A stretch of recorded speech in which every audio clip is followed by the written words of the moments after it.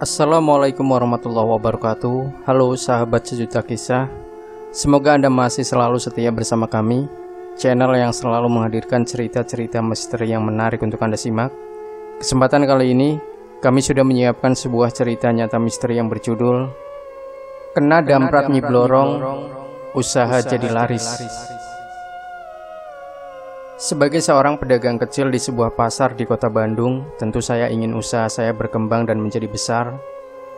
Karena itulah, saya selalu bekerja keras untuk mewujudkan impian saya itu. Namun sudah bukan rahasia lagi bila di kalangan para pedagang kerap muncul isu adanya praktek-praktek pesugihan guna mendongkrak usaha agar senantiasa laris. Dan hal ini mengusik rasa penasaran saya. Apa benar pesugihan-pesugihan seperti itu memang ada, terutama yang memakai jasa Nyi Blorong? Karena itulah, kemudian saya terdorong untuk membuktikan. Pembuktian di sini bukan berarti saya mau mencari pesugihan. Saya hanya ingin tahu apakah makhluk yang bernama Nyi Blorong itu benar-benar ada, serta apakah benar kalau makhluk itu bisa memberikan kekayaan pada orang-orang yang memintanya. Untuk itulah, sekitar 2 tahun yang lalu, saya berangkat dari Bandung menuju ke kawasan Pantai Parangkusumo di Yogyakarta. Saya langsung menuju ke tempat ini, karena selama ini diyakini sebagai tempat persemayaman Ratu Kidul dan Nyi Blorong. Tanpa membawa perlengkapan apa-apa, cuma sebungkus hioswa Gunung Kawi, saya berjalan menuju ke arah Cepuri. Di sana saya mampir ke sebuah warung untuk minum kopi.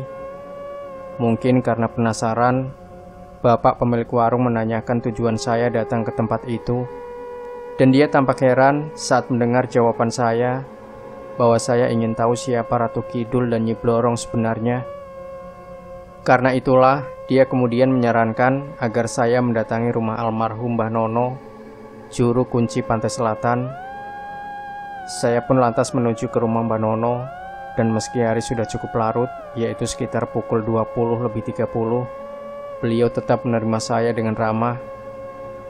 Selanjutnya saya utarakan maksud dan keinginan saya, dan Mbah Nono pun terlihat dengan seksama mendengarkannya. Ya, sampean harus berani. Kalau misalnya malam ini sampean meditasi di Kalimati, kira-kira mau nggak? Tantang Mbah Nono menanggapi cerita saya. Dari pertanyaan itu, saya merasa tertantang dan langsung menyanggupinya. Usai berpamitan, saya langsung menuju ke tempat yang ditunjukkan oleh Mbah Nono, yaitu Kalimati. Lokasinya sendiri berada di sekitar Cepuri. Kira-kira 100 langkah dari bibir pantai yang berhadapan dengan Cepuri.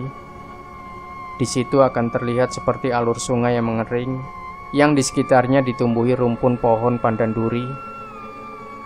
Sejenak saya berkeliling guna mencari tempat yang nyaman untuk ritual. Dan setelah menemukan tempat yang tepat, yang kebetulan tertutup rimbunya pohon pandan, saya mulai membakar hioswa. Tidak ada doa ataupun mantra yang saya baca, karena saya tidak tahu harus membaca apa. Saya hanya berkonsentrasi sambil berkali-kali menyebut dalam hati bahwa saya ingin bertemu dengan Ratu Kidul dan Nyi Blorong. Saya meditasi hingga berjam-jam, namun belum ada sedikit pun tanda-tanda bahwa Ratu Kidul maupun Nyi Blorong akan muncul. Bahkan sampai menjelang pukul 1 dini hari, saya juga belum menangkap adanya tanda-tanda kalau keinginan saya bakal terwujud. Saya pun mengakhiri meditasi saya sejenak untuk istirahat. Dan karena masih belum mengantuk, serta himpitan rasa penasaran yang begitu kuat, saya pun memutuskan untuk meditasi lagi. Baru sekitar 30 menit saya meditasi. Dari tengah laut saya melihat seperti ada bayangan seorang wanita yang terus bergerak mendekati ke arah saya. Saat jarak kami tinggal sekitar 20 meter, wanita itu berhenti. Dia menyapa dan menanyakan maksud kedatangan saya. Tak hanya itu, dia juga memperkenalkan diri sebagai Kanjeng Ratu Kidul. Melihat penampilannya yang mengenakan pakaian seperti seorang ratu di zaman kerajaan terdahulu, saya percaya kalau dia benar-benar Ratu Kidul. Saya pun segera menyampaikan maksud kedatangan saya. Tak hanya mengatakan bahwa saya ingin membuktikan keberadaannya, saya juga sekalian menyampaikan ingin meminta bekal untuk kehidupan saya ke depan. Wanita itu hanya tersenyum dan mengatakan bahwa yang terpenting adalah agar saya jangan sampai salah jalan dengan meminta bantuan Nyi Blorong. Dan untuk itu, dia mau menunjukkan bagaimana sosok Nyi Blorong. Dia pun menyuruh saya datang lagi pada keesokan hari, sekitar selepas asar. Karena masih dibelit rasa penasaran yang begitu besar, keesokan harinya saya kembali mendatangi tempat pertemuan saya dengan Ratu Kidul. Sembari membakar 3 batang hioswa, saya kembali berkonsentrasi untuk memanggil Nyi Blorong. Beberapa menit kemudian, saya menangkap ada sesuatu yang bergerak-gerak di rimbunan daun pandan di dekat tempat saya melakukan meditasi, yang ternyata adalah sesosok perempuan tua renta. Selanjutnya perempuan itu berjalan mendekati saya dan bertanya kenapa saya memanggilnya. Kontan saja saya heran, karena saya tidak merasa memanggilnya. Namun dia ngotot kalau saya telah memanggilnya sembari memperkenalkan diri bahwa dia adalah Nyi Blorong. Mendengar pengakuannya, hati saya geli dan tidak mampu menahan tawa. Karena dalam bayangan saya, Nyi Blorong itu wujudnya adalah seorang perempuan cantik yang bertubuh ular. Jadi bagaimana mungkin kalau ada seorang nenek tua mengaku-ngaku sebagai Nyi Blorong? Melihat saya tertawa, membuat sang nenek marah. Sambil mengumpat, dia kemudian melakukan gerakan yang membuat tubuhnya berubah. Kali ini sosok nenek tua renta itu sudah tak ada lagi, berganti menjadi sosok perempuan cantik dengan tubuh bagian bawah berwujud badan ular sanca kembang. Namun meski terlihat cantik, ada sesuatu yang menyeramkan di wajah makhluk ini. Sepasang taring panjang tampak menyembul di antara kedua bibirnya. Melihat perubahan itu, spontan saya tergerak untuk memeluk tubuhnya. Dan anehnya, saya seperti tidak memiliki rasa takut ataupun ngeri, meski wajah makhluk itu terlihat menyeramkan. Bahkan di tengah upaya saya memeluk tubuh ular itu, dalam hati saya sempat terbersit pikiran nakal bahwa kulit ular ini pasti akan mahal andai saya menjualnya. Meski hanya dalam hati, agaknya Nyi Blorong bisa tahu isi hati saya. Karena itu dia langsung mengumpat karena marah. Namun sebelum dia semakin marah, saya langsung berusaha untuk meredamnya. Saya mencoba mengiba agar dia mau membantu saya. Nyi Blorong kemudian menanyakan siapa yang menyuruh saya. Mendengar pertanyaan itu, spontan saya menjawab bahwa saya disuruh oleh Ratu Kidul sambil menunjuk ke arah laut. Tapi tanpa saya duga, ternyata di tengah laut itu sudah terlihat sosok Ratu Kidul. Rupanya dari tadi penguasa Laut Selatan itu sudah mengawasi apa yang terjadi di antara saya dengan Nyi Blorong.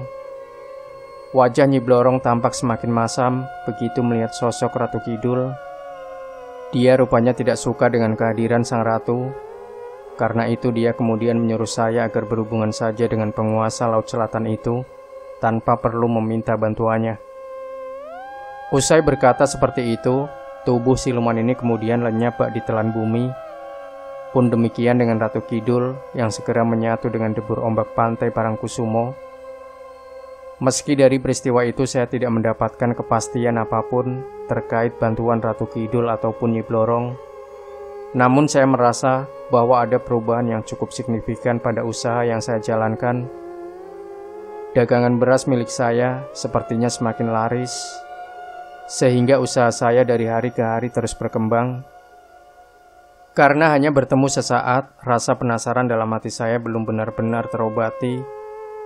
Saya masih ingin mendapatkan kepastian apakah makhluk-makhluk itu benar-benar ada.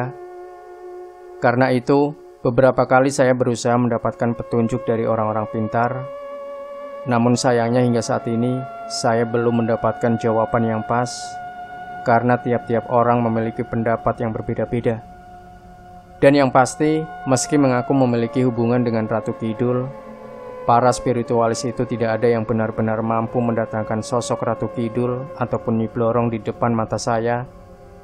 Ini karena saya masih belum benar-benar yakin kalau sosok yang pernah saya lihat itu benar-benar Ratu Kidul dan Nyi Blorong. Makanya, saya masih akan terus berupaya untuk membuktikan keberadaan sosok yang dipercayai sebagai penguasa alam gaib itu. Demikian sahabat sejuta kisah. Untuk Anda yang ingin berbagi cerita pengalaman mistis Anda, silakan kirimkan via email yang sudah kami cantumkan di deskripsi. Dan jangan lupa berikan komentar Anda, like, share video ini, subscribe channel Sejuta Kisah, dan kembali nantikan cerita-cerita misteri terbaru dari kami setiap harinya. Sampai jumpa. Wassalamualaikum warahmatullahi wabarakatuh.